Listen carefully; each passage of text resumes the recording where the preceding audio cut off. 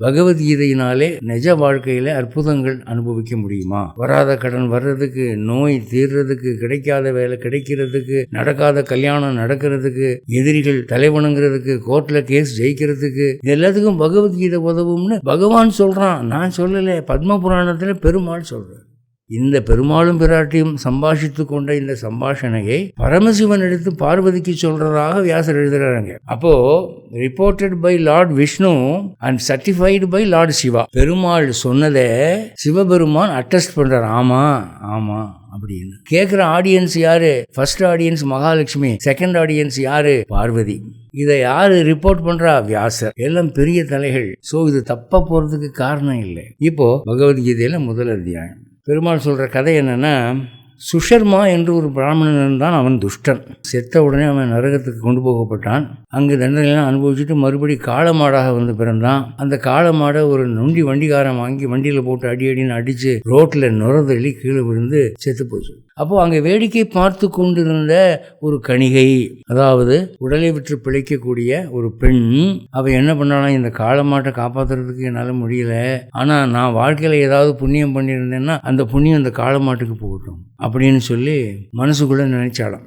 என்னாச்சு, அந்த காளை மாடு இறந்தது. அதாவது அந்த பிராமணனாக இருந்து காளை மாடாக மாறின அந்த ஆத்மாவை அது மறுபடி பூமியிலே ஒரு பிராமணனாக பிறந்தது. இது எல்லாம் ஒரு 4-5 வருஷத்துக்குள்ள நடந்துட்டதுனால இந்த சம்பவம் எல்லாம் நினைச்சு பார்த்து அந்த பிராமணன் என்ன பண்ணினான்னா, தன் புண்ணியத்தை எனக்கு கொடுத்த அந்த பெண்ணை நான் சந்திக்க வேண்டும் என்று சந்தித்து அவளை பார்த்து, அம்மா நீ என்ன புண்ணியமா பண்ணின எனக்கு கொடுத்த அப்படின்னு. ஒரு கிளி ஒரு நாள் பறந்து வந்துச்சு, அழகா இருக்கேன்னு சொல்லி அதை நான் பழம் கொடுத்தேன். அது டெய்லி இங்கேயோ உட்காந்துருச்சு. அந்த கிளி சும்மா இருக்காது, என்னையோ எங்கேயோ சம்ஸ்கிருதம் படிச்சிருக்குது. அதை சொல்லிக்கிட்டு இருக்கும் ஸ்லோகத்தை. ஒரு பிராமணரை கூப்பிட்டு இது என்ன சொல்லுது சுவாமின்னு கேட்டா, இது பகவத்கீதை முதல் அத்தியாயத்தை சொல்லுது, இது எங்க போய் படிச்சோ தெரியல அவர் சொல்லிட்டாரு, அதை தான் நான் கேட்டுக்கிட்டு இருந்தேன். அது ஒருவேளை புண்ணியமா இருந்தா அந்த புண்ணியம் அந்த காளமாட்டுக்கு போய் சேரட்டும்னு சொன்னேன், அதான் நான் பண்ணதுன்னு உடனே. இப்போ இந்த கிளிக்கு பகவத்கீதை தெரியாது, காதால கேட்டதுதான். முனிவர்கள் சொல்ல இது கேட்டது. சொன்னதை சொல்லுமா கிளி பிள்ளைன்னு